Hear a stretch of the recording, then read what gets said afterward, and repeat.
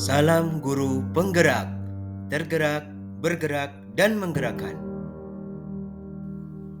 Kembali lagi bersama saya, Alvan Lutfi Fadli, CGP Angkatan 9, SMPN 1 Gelumpang Utara, Kota Baru, Kalimantan Selatan. Pada kesempatan hari ini, kita sudah memasuki modul 1.2.A.8 Koneksi antar materi. Modul 1.2. Pada poin 1.2.A.8 Koneksi antar materi modul 1.2, di sini kita melakukan refleksi menggunakan model 4P untuk menelaah kembali rangkaian pembelajaran mulai dari modul 1.1 hingga akhir modul 1.2. Menurut Benjamin Franklin, jika kita gagal merencanakan, berarti sama saja kita sedang merencanakan kegagalan. Dalam hal ini, kita perlu melakukan model refleksi 4P. Yang pertama adalah peristiwa, kedua perasaan, ketiga pembelajaran, dan yang keempat adalah perencanaan. Model refleksi 4P yang pertama adalah peristiwa. Setelah saya menjalani pembelajaran dari modul 1.1 hingga modul 1.2, momen yang paling penting atau menantang atau mencerahkan bagi saya dalam proses pembelajaran modul 1.1 hingga modul 1.2 adalah pendidikan itu adalah menuntun, bukan menuntut. Menuntun anak sesuai kodratnya.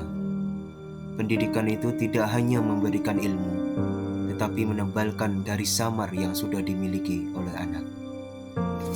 Kaitan antara modul 1.1 dan 1.2 yang saya pahami adalah untuk menjadi guru penggerak yang mempunyai nilai dan peran yang luar biasa, seperti berpihak kepada murid, reflektif, mandiri, kolaboratif, dan inovatif.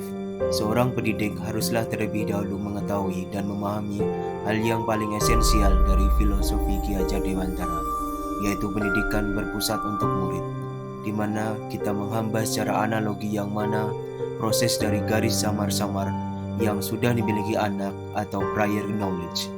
Tugas seorang pendidik adalah menebalkan laku anak yang disesuaikan dengan kodratnya, kodrat alam dan zaman. Hal ini memiliki korelasi yang besar dengan nilai dan peran guru penggerak. Model refleksi 4P yang kedua adalah perasaan. Perasaan saya saat momen itu terjadi, saya merasa seperti bagaikan hidup kembali yang dulu terdiam, terpaku, tanpa ada tindakan yang relevan, tiba-tiba tersadar pada kekurangan diri dalam berbagai hal mendidik anak. Dulu lebih berorientasi hanya pada hal mentransfer ilmu. Sekarang lebih termotivasi dan mempunyai tekad yang kuat untuk menerapkan pendidikan yang berpihak kepada murid, yang sesuai dengan filosofi Ki Hajar Dewantara. Hal ini akan diwujudkan dengan kegiatan-kegiatan yang real kepada murid, karena murid adalah tujuan pendidikan itu sendiri. Jadi antara modul 1.1 dan 1.2 memang berhubungan sangat epik dan kontinu untuk karakter anak. Model refleksi 4P yang ketiga adalah pembelajaran. Sebelum momen tersebut terjadi, saya berpikir bahwa pendidikan hanya dilakukan cukup memberikan ilmu dan membuat anak mendapat nilai yang baik. Tetapi sekarang saya lebih berpikir bahwa seharusnya saya sebagai pendidik harus benar-benar mengetahui kebutuhan, kepribadian, watak, mental, dan budi pekerti anak itu sendiri. Hal ini harus dilakukan dengan ikhlas dan sepenuh hati untuk menuntun mereka, menebalkan tingkah laku mereka, memunculkan bakat dan minat mereka, mengembangkan karakter terbaik mereka, guna mencerminkan karakter profil pelajar Pancasila. Model refleksi 4P yang keempat adalah perencanaan. Rencana penerapan pengembangan diri yang akan saya lakukan secara sederhana, konkret, dan rutin antara lain adalah: yang pertama, budaya 5S, senyum, sapa, salam, sopan, dan santun sebelum proses KBM dimulai. Kedua, berdoa dan mengecek kesiapan murid.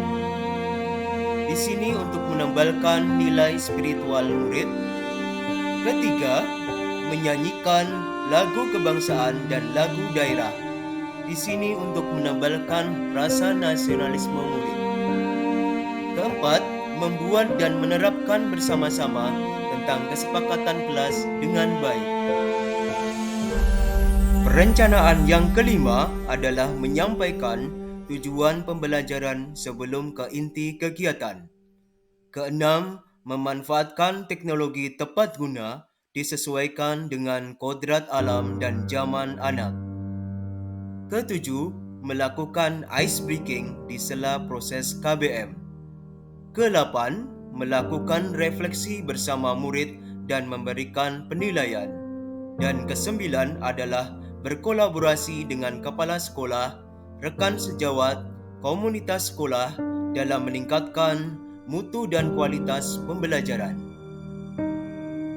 Kesimpulan: berdasarkan materi modul 1.2 nilai dan peran guru penggerak serta kaitannya dengan modul 1.1 filosofi pendidikan Ki Hajar Dewantara, seorang guru penggerak harus bisa menerapkan nilai dan peran guru penggerak itu sendiri dengan rasa tanggung jawab dan bukti nyata, agar menjadi pendidik yang sejalan dengan pemikiran Ki Hajar Dewantara yang mana berpusat pada anak yang disesuaikan dengan kodrat alam dan zaman anak itu sendiri, sehingga mereka mampu menjadi generasi emas pendidikan yang berkarakter dan berakhlak mulia, yang selamat dan bahagia.